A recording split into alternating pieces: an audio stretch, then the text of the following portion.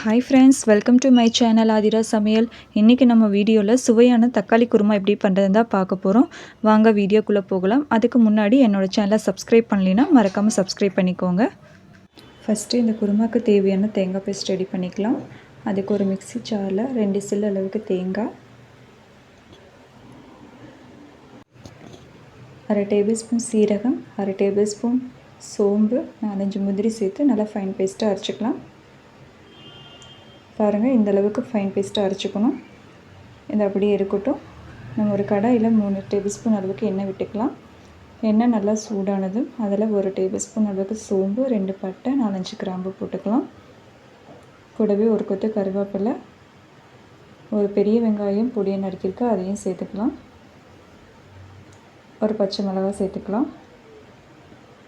இதை நல்லா வதக்கிக்கோங்க. தேவையான அளவு உப்பு சேர்த்து ஒரு 2 நிமிஷத்துக்கு இந்த வெங்காயம் வதங்கட்டும்.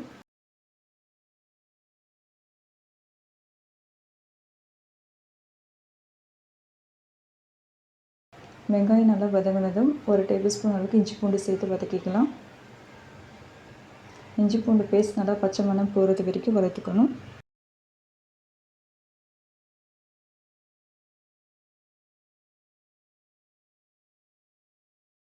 பாருங்கள், இப்போ நல்லா வதங்கிடுச்சு. இப்போ இது கூட 2 பெரிய சைஸ் தக்காளி பொடியாக கட் பண்ணி வச்சுருக்கு, அதையும் சேர்த்துக்கலாம். நல்லா பழுத்த தக்காளியை எடுத்துக்கோங்க, அப்போ தான் குருமாக்கு நல்லாயிருக்கும். நல்லா கலந்து விட்டுக்கோங்க. தக்காளி நல்லா மசிஞ்சு வர்றது வரைக்கும் வேகணும்.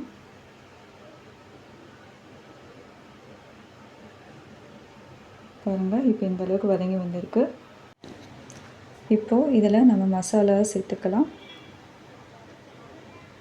1 டேபிள் ஸ்பூன் அளவுக்கு மிளகாய்த்தூள், 1/4 டேபிள் ஸ்பூன் அளவுக்கு மஞ்சள் தூள், 1 டேபிள் ஸ்பூன் அளவுக்கு மல்லித்தூள், இது எல்லாத்தையும் சேர்த்து நல்லா வதக்கிக்கோங்க. ஸ்டவ்வை ஸ்லோ ஃப்ளேமில் வச்சுட்டு இந்த மசாலாலாம் பச்சை வாசனை போகிறது வரைக்கும் வதக்கிக்கோங்க.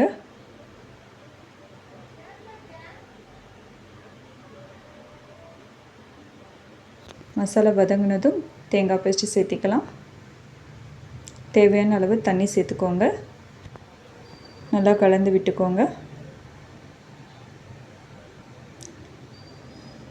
குருமாவுக்கு தேவையான அளவுக்கு தண்ணி சேர்த்துக்கோங்க.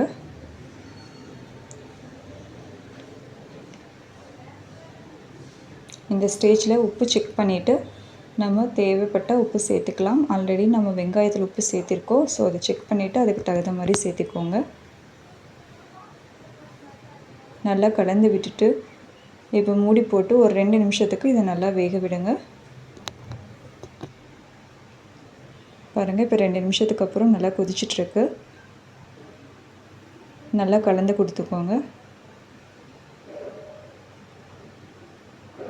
நல்லா கலந்து விட்டுட்டு இதை மறுபடியும் மூடி போட்டு ஒரு 3 நிமிஷத்துக்கு வேக வச்சுக்கலாம். பாருங்கள், இப்போ 3 நிமிஷம் ஆயிடுச்சு. நம்ம குருமா எப்படி சூப்பராக வெந்து வந்திருக்குன்னு பாருங்கள். சைட்லலாம் எண்ணெய் பிரிஞ்சு வந்திருக்கு. இதுதான் கரெக்டான கன்சிஸ்டன்சி. நம்ம குருமா ரெடி ஆகிடுச்சு. நல்லா கலந்து விட்டுக்கோங்க.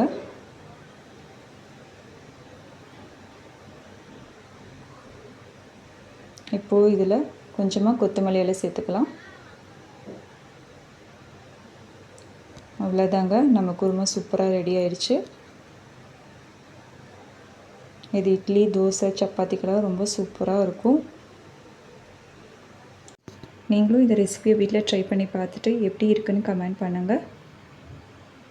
இந்த வீடியோ பிடிச்சிருந்தால் லைக் பண்ணுங்கள்.